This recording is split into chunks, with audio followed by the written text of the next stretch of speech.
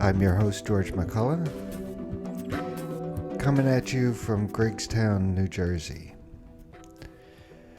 This is a podcast for sovereign people, and we're back again with Michelle Mockers, artist, activist, and philosopher. Right up front, I want to say, folks, that we're not going to be doing a show next week. It's Labor Day. We're going to take off and we're going to celebrate labor. Right, Michelle? Yes, dear. But you're coming over anyway. Yes, of course. For relaxation. Of course. So last week we left off, we were talking about the number 4 general rules, complete education for everybody. But Michelle, you wanted to add a little addendum to last week's episode. Yeah, because what is education, in fact?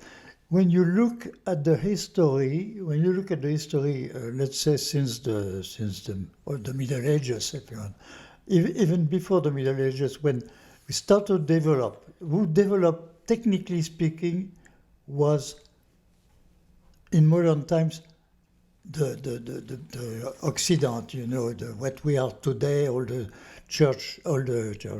use manufacturers and all that. That was the development, the Occidental development. But it was to forget that the Chinese, especially the Chinese, were well developed, very, very well developed, 10 centuries before we were developed. They were practicing oil painting under the form of lacquer since 10 centuries before the European painters started to think about oil painting. And they were so, if I can give even a detail on that, they were so preoccupied with the quality of what they were doing that painting on lacquer, the door of their studio was running with water because the water was stopping any dust to come in and to spoil their work. So that's where they were. Beside that, they were the most developed. You know, the junk, for example. There's junk, the boat, that were 300 sailors with, 150 cabins for passengers, which were basically merchants and all that. Some of the sailors were living on the boat and were cultivating herbs in their cabins. You know, and those boats were made of small parts. So if they were attacked, for example, by a big marine, those marine pirates or whatever it is, we would destroy one of those things. The boat would not suffer at all. They would just replace it. And they were boats with foremast, able to go against the wind, with a central rudder. When the Europeans at that time had boats which were absolutely unable to go against the wind, and we were, just basic boats, and that was it. So they have been destroyed. They have been destroyed by the order of, Genghis Khan would destroy China. Before the Middle Ages, we have exactly the same story with Rome. Rome, who was so developed, but was finally conquered by some kind of a warrior, savages guys, And today it's a little different because everybody has the atomic, we are very developed. But we Americans, we are supposedly the richest people in the world. I'm afraid that intellectually speaking, we maybe are the... Yeah, exactly. Don't laugh. We maybe are the archaic people. It's no use to have money, my dear. The most important thing is to have intelligence and knowledge. And it's what we are we want to impose our way of seeing with, basically with no intelligence. We do not respect what the others are. We are just the richest, and being the richest and the most powerful, we have the strongest army in the world, we can impose our volunty to them. We are the new people destroying Rome or destroying the junk of the Chinese. with money, and supposedly at that time all the possible, electronics, whatever what human means, and we do nothing out of that, just to spread again the idea of war here, war there, and we cannot come out with something intelligent. We come out with conflict and nothing else. Well, America is an empire. Of course, it is an empire. Is it an undefeatable empire? Of course, that's the disease of all empires, to be indefeasible, up to the point where they collapse. But that is something else. They collapse always, always, always by lack of mind, my dear. They don't know how to direct themselves, intelligently speaking. The power take over intelligence. And that we are doing in America. We are illiterate I don't want to cite anyone, but, illiterate leaders, excuse me. Yeah, my thoughts are that the American empire, it's not going to go out with a bang. It's going to go out with a whimper. You're going to wake up one day and it will just be gone. Gone? Yeah. Oh, yeah. You don't know how it will be gone. We are not again anymore in the Middle Ages. And today, all possibilities, even electronic possibilities exist. So we have no idea, but at a point, it's impossible that it doesn't collapse. Oh, it's impossible that it will collapse or won't collapse? That it will collapse. It is impossible that it will not collapse. It will collapse. And so what takes its place? That's where I'm sorry to say that we should take his place. That's what you've been working towards, right? Yes, absolutely, my dear, because so far, even if we are talking a different civilization, they all were going according to the same, if you want, to the same ideas. And in the modern world, you are only basically two big, I'm not talking about religions, not talking about ISIS or things like that. I'm just talking about the material fact of countries. Today, how can I say that, my dear? Today, it's only so far. It looks like if it was only the money which is governing the world. It looks like it, yes. It looks like it. We went to. Excuse me, but why did we go to China? Why America went to China? America was the most powerful country at the end of the World War II, basically making all the armaments for everybody. Means we had all the machine, we have all the people, we have that. No, we go to China. Why? Because it's cheaper over there. It's cheaper over there, so you can order over there. The transportation became, with those big boats, something absolutely insignificant, and you can sell less than if it was made homemade. But today we don't know how to do it. We don't know how to get out of that. Well, didn't I read that Trump has ordered the factories to be closed in China and to come back to the United States? Yeah, yeah. I don't know. I don't think that's going to happen, but yeah, it is interesting. It's mind-boggling to me that they can make stuff in China and ship it, and it can go through, must be dozens of hands, everybody collecting a profit off of a product, and it's still cheaper. Of course. But I don't know how we will recuperate from one day to the next day, recuperate all the Chinese, leaving China, and plus we have some kind of a debt vis-à-vis of China. We lasted over there for how many years using Chinese people to work to make your shoes. When you look at shoes made in China, it's because there are some armies of workers over there organized under whatever communism, to provide that to you. So I don't know exactly how all that is going to end up. So what I'm hearing you say is that the factories won't come back to the United States until American citizens work as cheap as Chinese people. Well, that's the idea Isn't that capitalism? of capitalism. That's the idea of capitalism. Capitalism concerns nothing else than money, my dear. So the most better way to make money will be the way that we will go for. It was the better way to go to China because it was way cheaper in China other than to stay here. And by the way, you know, today you can see that today the most of the workers in America are not anymore workers for a basic payday. They are workers for a small payday and tips. Many Americans. We are at that point. We are at that point because instead of selling your shoes for $5 more here, if they were made here, we went to China to make them for $5 less. So you have them for $5 less. But now we're in trouble. Of course we're in trouble. It was written in the beginning that we were in trouble. The first company going over there. Come on, in a completely different communist country where we are the representative of the reverse of communism. Well, personally, I think that you can sell a pair of shoes for the same price made in America as you can made in China. The problem is that you have to take less profit, and the corporations won't Of course. take less profit. Of course. It's why we are in China. It's why we went to China, my dear. And so are the workers in China exploited?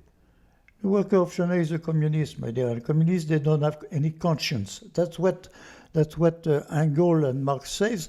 The people do not work with their conscience. They work only with the way they are living.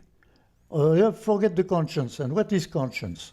So forget the conscience. So you can, at that time in China, it was possible for the government to have the workers at that salary or that salary. They could not discuss at all. Where here it's something different. But as you say, it's only for a question of profit.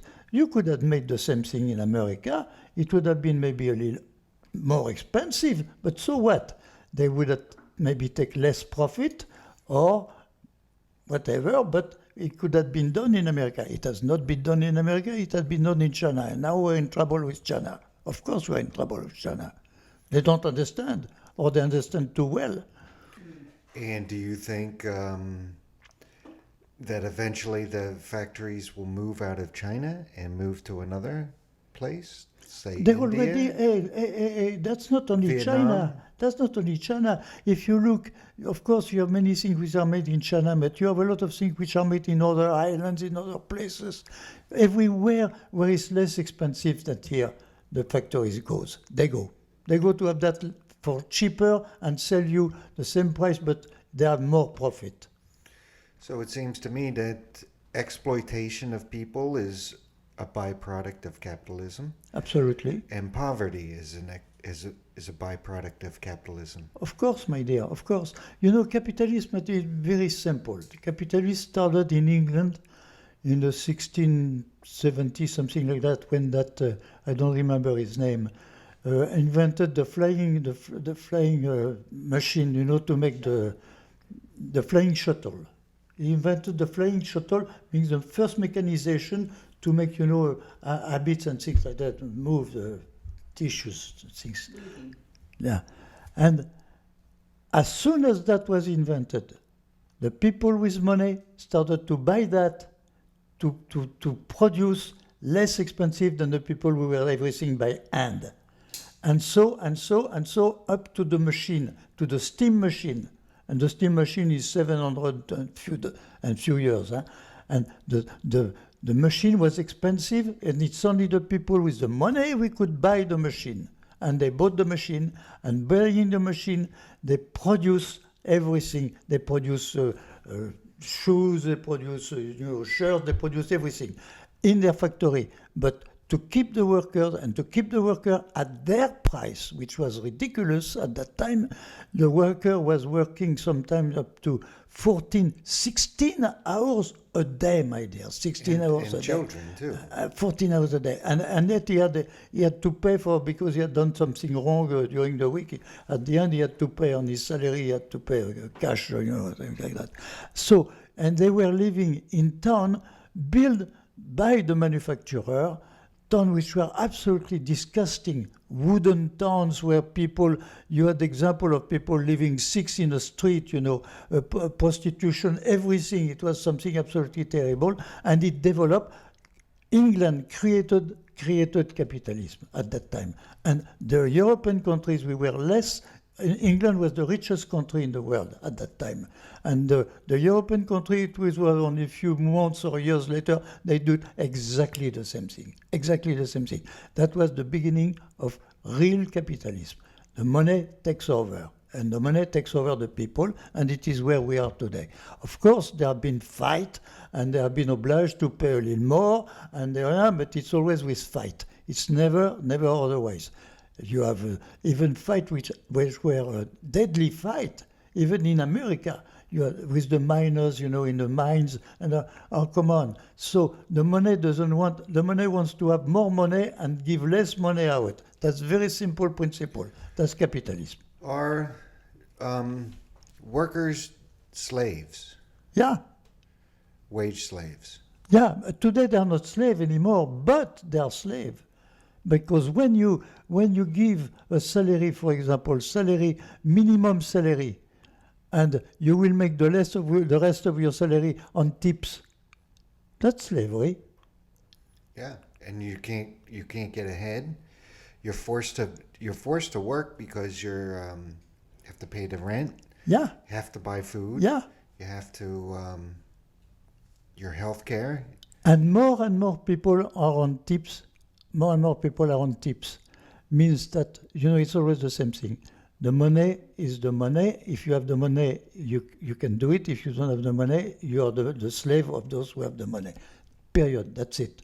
That has never been otherwise. You read Thomas More, written in 1700, telling the story of, Utopia, telling the rich, they have only one thing, they want to augment their richness, and they want to keep their richness, and they make laws to keep their richness, and the people can starve. It doesn't matter.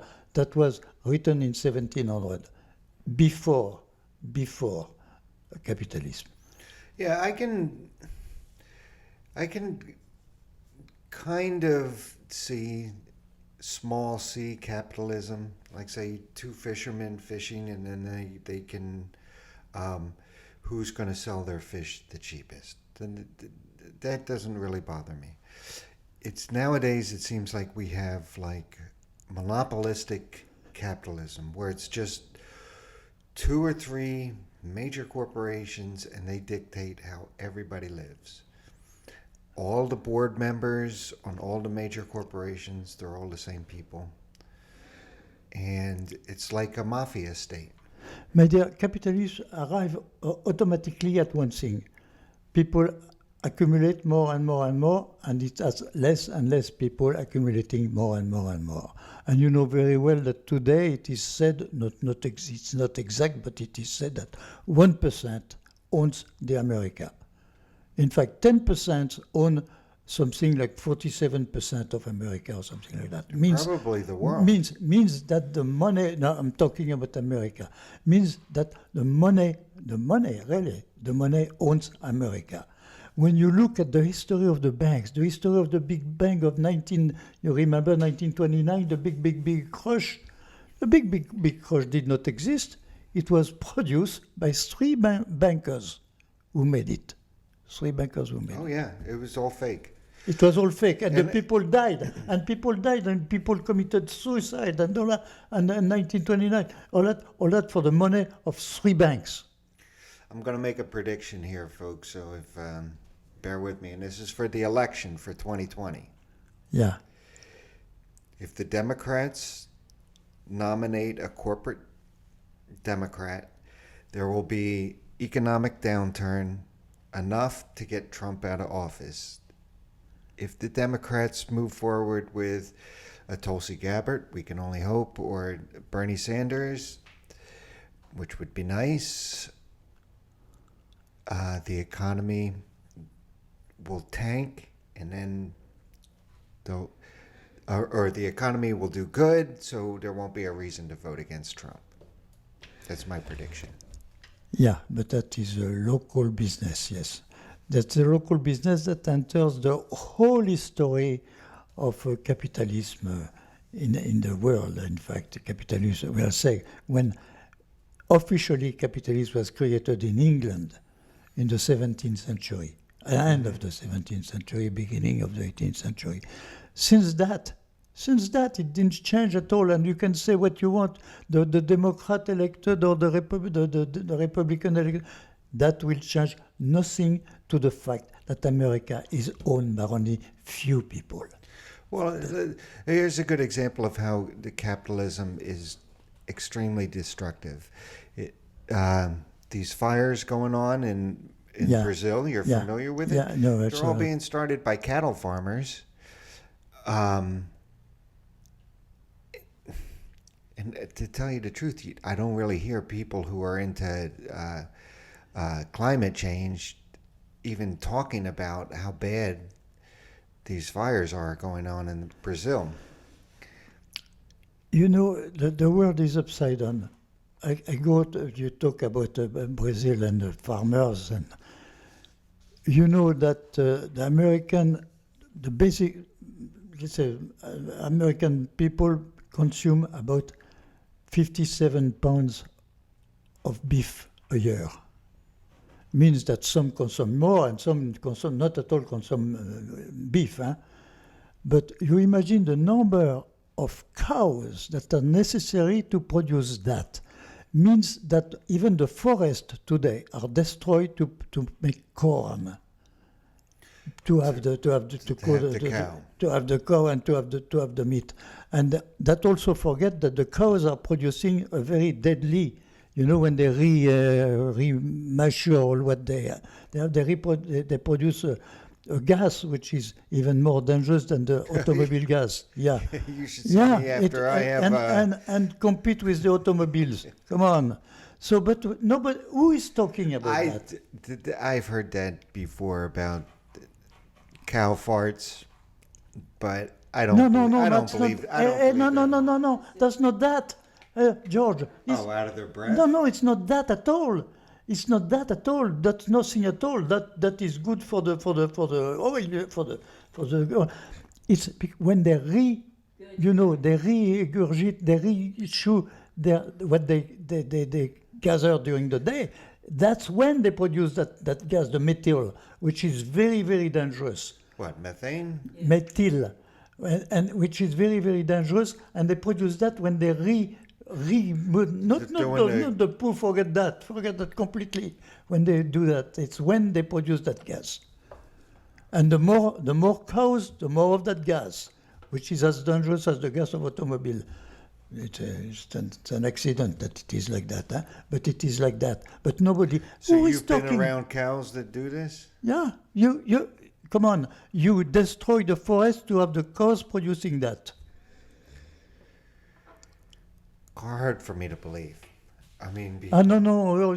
For you to believe, go into the scientific thing, my dear. You will be absolutely convinced. There is no way otherwise. I can bring you all the numbers if you want. well, that brings up a thought. Can science be corrupted? That's something else, my dear. It's not a question of science. It's a question, can you have a hamburger when you want one at wherever, McDonald's or whatever?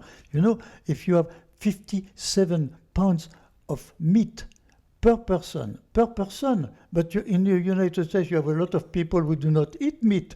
So some people, instead of 57, they are 100 and whatever you want. So we have to produce the meat for all that has to be produced, and the more people, the more producing of meat, the more of this, the more of that. That only for the United States. Huh?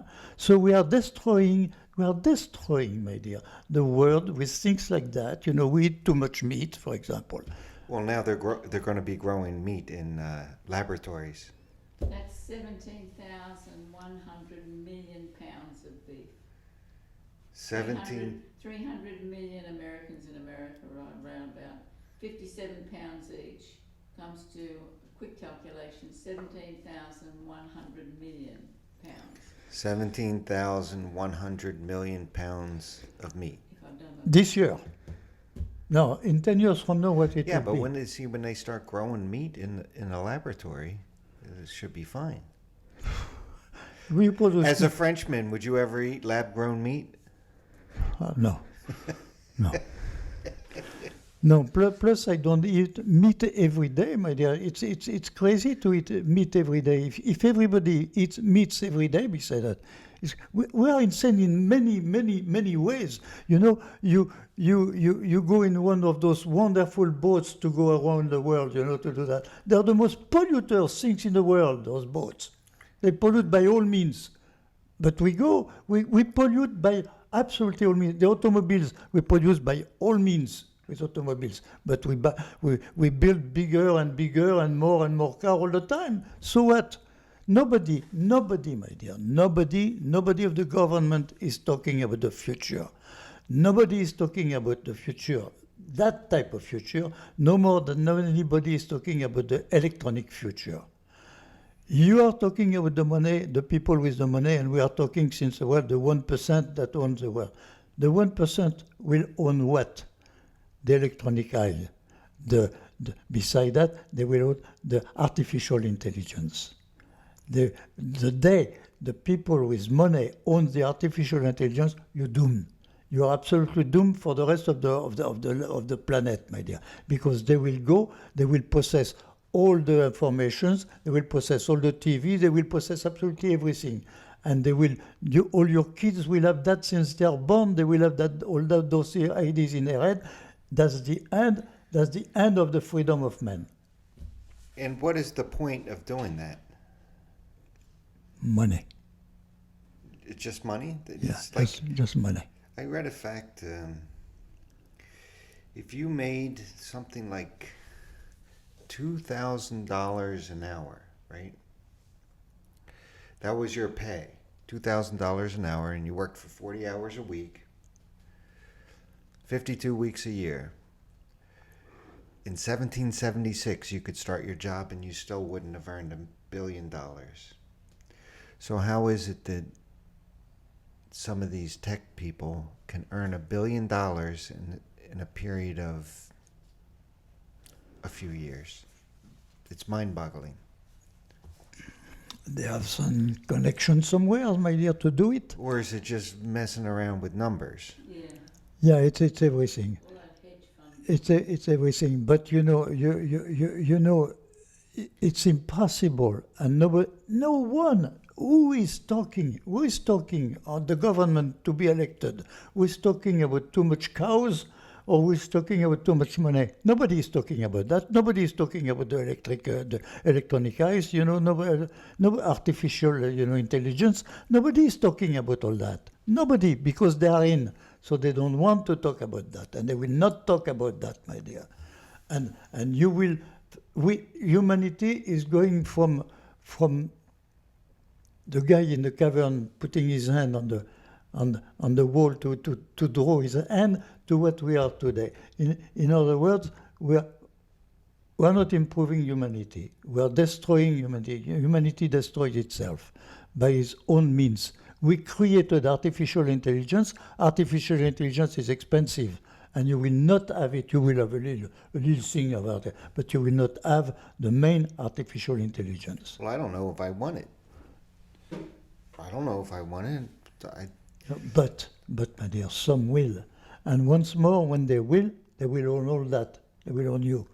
You will not be able to do that. Because they will govern you. They will tell you what you can do, what you cannot do. And how do you stop them? You must stop that, my dear. You must stop that.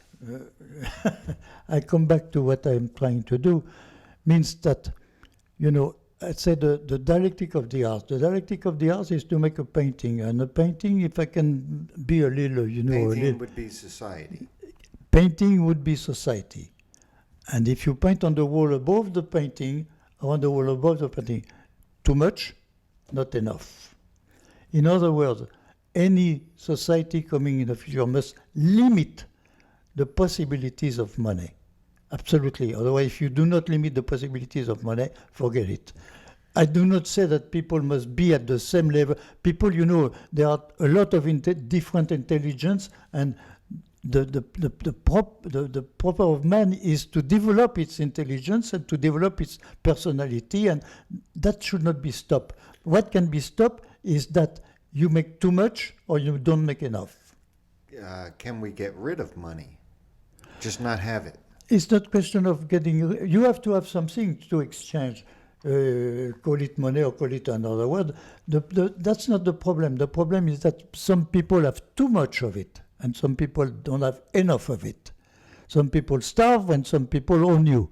So that will be stopped. It can be stopped by limiting the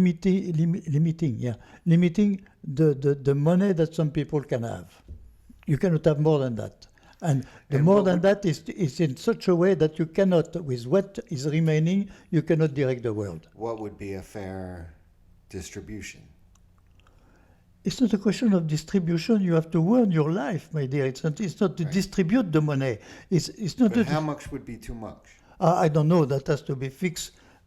I cannot fix that myself today with the money of today. Well, we can't let rich people decide that. Yeah, but you know, we could say above that many dollars, forget it, and there is one way to do that, and the way that, in fact, the General de Gaulle did at the end of the war, he was not able to how to get the guy who make a lot of money with the black market during the war. So he made one thing one morning. One morning, you had to go to your bank to exchange your money for a maximum. So if you had made a lot of money during the war, the lot of money was remaining where it was. You could not have the exchange. So if you want to limit the money, change the money. That's it. To a certain limit. You cannot have more than, I don't know, I say a word like that, $1 million maximum. Let's say 1 million or 500,000, you know, whatever. You cannot have more than that. If you have more than that, it goes back to the public, public fund. That's it. But inside of that, people must be able to develop themselves. You must be able to make some money, to make this, to have a decent life, and so and so. Otherwise, it's no use. And it's no use to have people who own you, and those people own you. But nobody is talking about that to be elected in the government. Absolutely nobody mentioned that, you know. It's all wonderful, I'm going to do this, to do that, but it's nothing. They're going to do nothing. It will be the same thing. Well, I have hope for a couple of candidates, as I had mentioned, Tulsi and Bernie.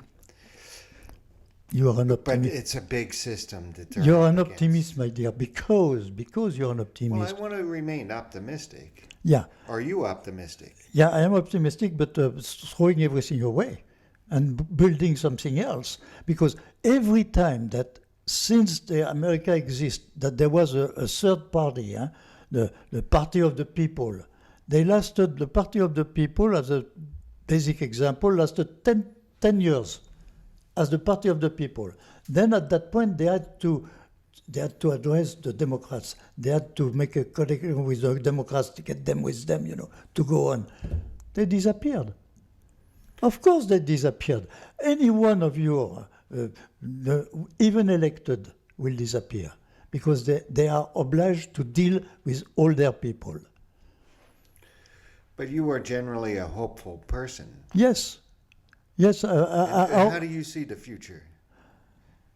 Because it was pretty bleak there for a little while. The future, my dear, is what I say here. Is the future has to be, if you want, we have to be limited, because if we are unlimited, that creates the abuses.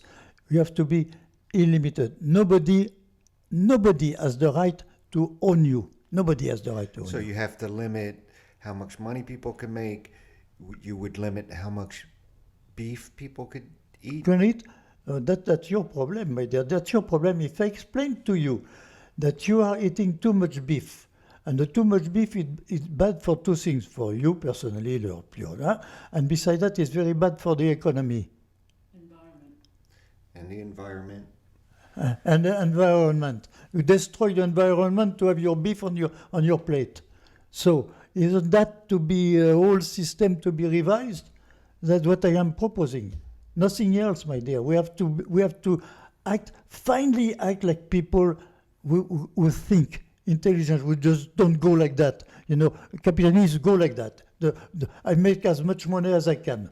And the most fantastic thing in capitalism, the capitalist society, if you live in capitalist society, you're always whatever, you're obliged to respect the laws of living in public, with public, offices, the electricity, whatever. You're obliged to live according to very specific laws that govern you. When you go in the street, you are limited on what you can do.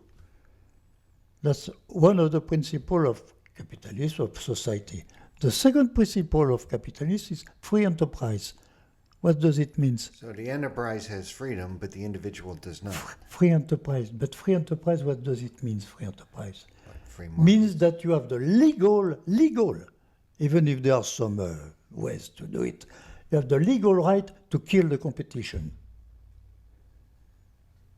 So, in other words, there is a basic contradiction in capitalism between the individual in society and the society as a producing society. One is exactly the reverse of the others, which is impossible. And this way we go apart. And we will go apart, because that's impossible. You cannot have two different mentality, Today, for example, you have things.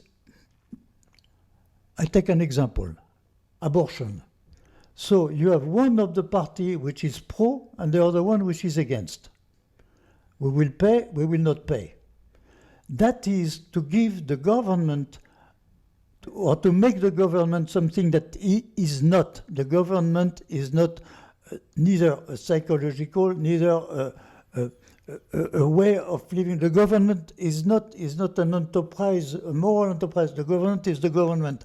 If it is a woman who has to decide if she wants or doesn't want abortion, the government has only one thing to do, to provide in both cases, to provide the medical assistance for one of the cases. So why is a government making that right to say something like that? It is absolutely not the right of a government to do it. They do it permanently. So you can say what you want, everything is like that, and everything is wrong. Is it all right for the church to do that? It's the problem of the church. It's not the problem of the government. So why is the government transforming himself in church, saying pro-abortion or no pro-abortion or no abortion? Why is that? Is that because it's completely goof, my dear? Everything is taking, maybe a pharmaceutical company wants to produce this, will produce that. You don't know. You're not in the background. Today you have a whole fantastic background in the U.S. Okay, so that is not possible. A government is not a psychological or whatever it is, instructor, or even less a church telling you what to do. Here's another example. You can't ride a bicycle without supposedly having a bicycle helmet on. Why? If I feel like riding a bicycle without a bicycle helmet, that should be my choice, right? Yeah.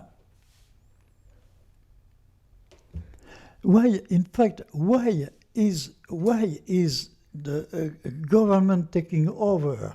Wear a seatbelt. Why do I need to wear a seatbelt when I'm driving a car? If I feel like taking the risk, that's fine. Because they sell that, my dear. My hunch is that the insurance companies lobby for that law, so they have to pay out less money in an accident. Yeah, you can be sure that it all depends on money. One way or another one, all depends on money. And once more, the more we will go, the more it will depend on money.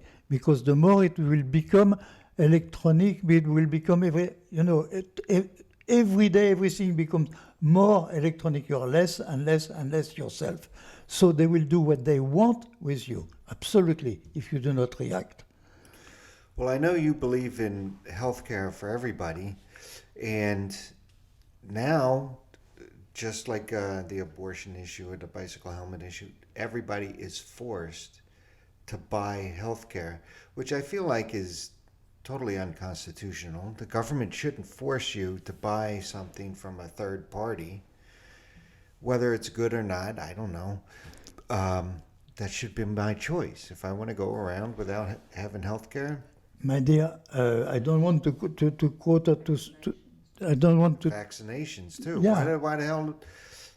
Little kids.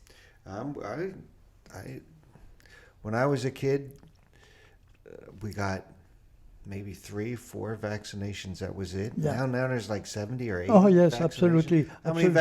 vaccinations did you have when you were a little kid? I believe I had one.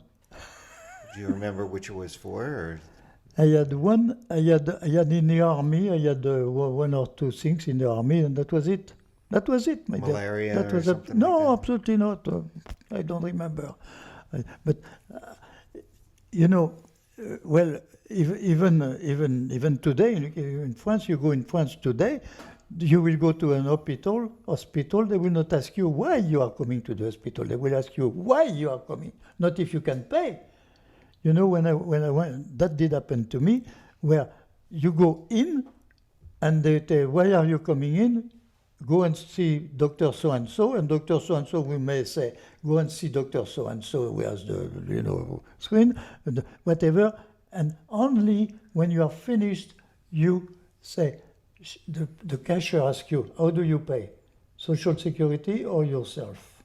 I had one friend who fall and hurt his knees in France next to an hospital. Huh? You remember, he went to the hospital, they fixed his knees, and they rent a room in the hotel because they said, our rooms are not nice enough for you. And he didn't pay the rent. He didn't pay the hotel. They rented.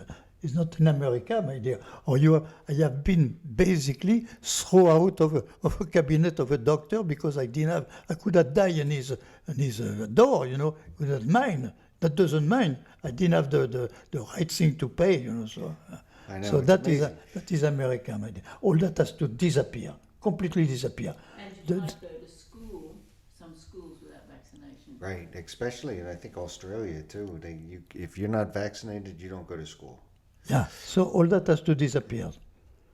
or homeschool. Yeah, We're running long on the time here, Michelle. yeah, well, It looks like Michelle got very animated again this week, which is nice to see. I don't know. It depends on, I don't know on what it depends. The mind goes, We never got to rule number 5. What is number 5? So we're not going to talk about it this week. So we're going to get into it next week or the following week, in next episode. Industry, collaboration instead of competition, goods made to last, respect of natural resources. We kind of covered some of that stuff, but at least it's formalized here in the plan. Yeah, And where can people get a copy of this document? yeah. Where? Michelle? It's written on the back. No pennies? No pennies or Michel. I even give my own name. If folks would like to read this document, it's quite fun. They can go to Oh, you have the old one. no-pennies, You have the old one. That's this one. no-pennies.com. And your email address is? Michel Mokers, one word, at gmail.com. .com. And we want to hear from folks at Radio Free Will. You can always email us at info@radiofreewill. Subscribe to this podcast. There will be more episodes. Oh yes, because we just happened to we surface. we do not follow exactly. Sometimes the No. mind goes on the right when it should go on the left, or Hey, that's life. That's the way. like you talk about industry. Everything you buy is to be replaced.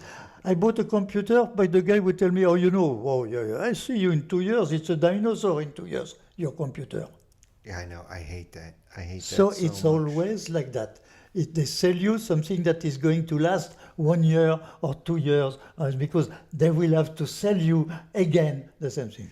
Hey, send us your comments on something that you've bought never lasted more than a year. I guess food. Although I do have some food in our refrigerator that's lasting quite long. Anyway, that's it for today's show. Michelle, thank you again. I'm for sure being- that we did not follow. We went freedom, free. we went. Radio Free Will. Yeah, we Yeah. went. Anyway, join us again next week. Please subscribe. Like us if you're watching on Facebook and or not Facebook but YouTube, and join us again next time. Yeah.